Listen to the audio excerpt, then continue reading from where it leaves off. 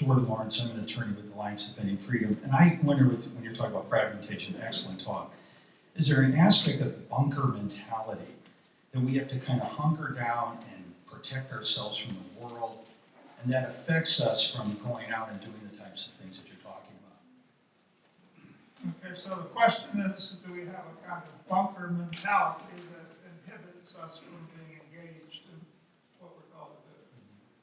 I think a lot of Christians do, and it's a tragedy. In other words, God is greater than all. He can be trusted in every situation. We have unshakable confidence in the gospel. We are the majority in this country. With humility, with love, and with grace, we should be moving out, winning the arguments, and so on. This is no time for a bunker mentality. I personally don't like the talk of the Benedict option, as if we've got to retreat in some way to the country. No, no, no. This is a time to move out fearlessly, but with great love. Absolutely. So there were two things that you brought up that I really enjoyed. One was the challenge to the younger generation that you issued, that need for the younger generation within the church to really be the ones that tackle those new questions of science, philosophy, whatever. But what really concerns me is that my generation, the challenges that you have talked about of militarism, the new sexual revolution, those are the zeitgeists of my generation. So my question is, how do we minister to the younger generation in particular? And what do you think are the primary generational obstacles when it comes to the younger generations that are keeping us from really being able to stave off those new challenges, and particularly of relativism? Mm-hmm. Every generation is a pulse beat in the life of humanity. And there are always differences between them, strengths, weaknesses. So we've got to do an assessment of our generation, because each of us standing in our generation. But the very idea of generation has gone astray these days. In other words, it's got narrower and narrower and narrower, people formed by certain life experiences.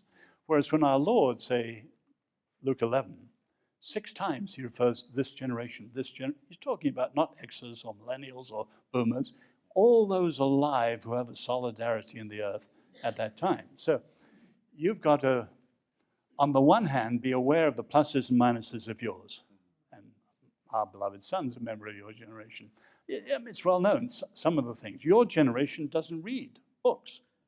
Fatal weakness. Without books, no wisdom.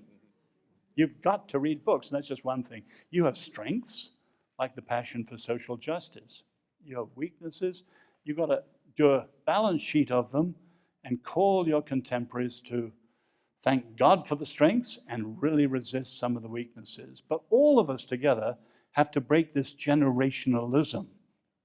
Both the church and America depend on transmission. In America, breakdown of civic education, disastrous. As our Jewish friends point out, if you look at, say, the Exodus, as the Jews are about to escape from Egypt, what does Moses talk about? Freedom? Land of milk and honey? None of the above. He talks about handing it on to your children, remembering this night. And the Jews are terrific at transmission. And your generation's impatient with tradition, the dead hand of the past.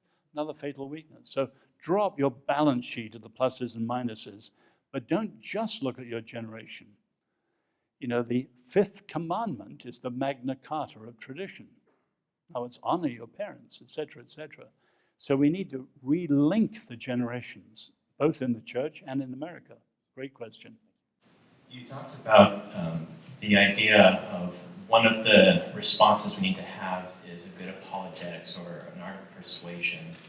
How has that changed in recent years? Or put another way, what are the habits that we have that need to be changed, and how do we change it? This is a generalization, but if you look, say the Eisenhower era, when Billy Graham came to the fore, every American understood Christian. They may not have been Christians, but they could speak Christian, they understood Christian, and that consensus is gone. So in a pluralized world, it's now said that everyone is now everywhere. In other words, there's all sorts of languages. So Paul talks about being Jew to the Jews, Gentile to the Gentiles, everything to, etc. We've got to learn the language of all the different groups we have around us today in order to speak into their world, and we can't trust. Many of our, let's be blunt, many of our evangelistic methods are 1, 2, 3, 4s based on the old consensus. It's gone. Jesus never talked to two people the same way, and nor should we. We've got to recover. When you look at, I mentioned apologetics. Apologetics for many Americans is for eggheads only. You know, it's philosophical arguments that have nothing to do with ordinary folk. Or it's completely divorced from evangelism. I work just part-time with Ravi Sakara, so does Tom and I do together.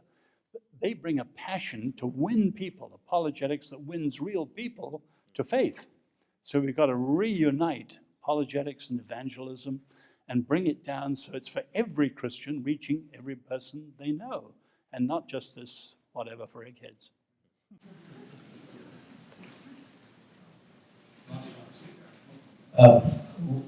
One of the big threats you mentioned today is about modernity, but I think the larger threat is the actual demographic shifts. You see most of the Western world in the West and in many parts of Asia, where fertility rates are very low.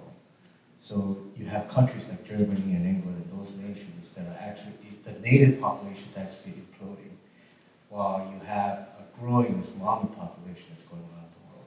So not only do we have a starvation of ideas, there's an actual shift in the world's population in terms of ideas. In other words, with Islam, they're not open to an open discussion as you would, let's say, in the West. Not only do we have these forces of modernity that's tearing apart the Christian world, there's lack of ideas and lack of, it will be soon in the matter of the next several decades, a real demographic shift in the world. So how in the Christian world even set the foundation to evangelize? Good question. But I would say what caused that crisis? Modernity.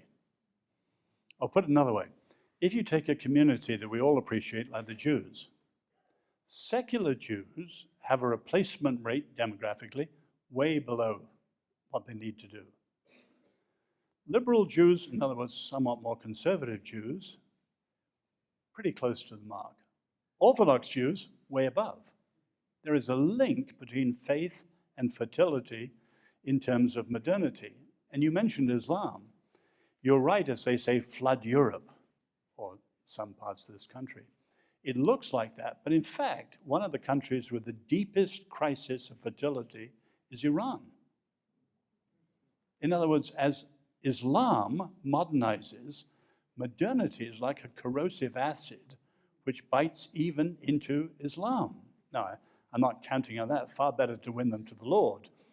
But modernity is its own corrosive acid, and it is actually the factor that's shaping the demographic revolutions. But your point overall is right.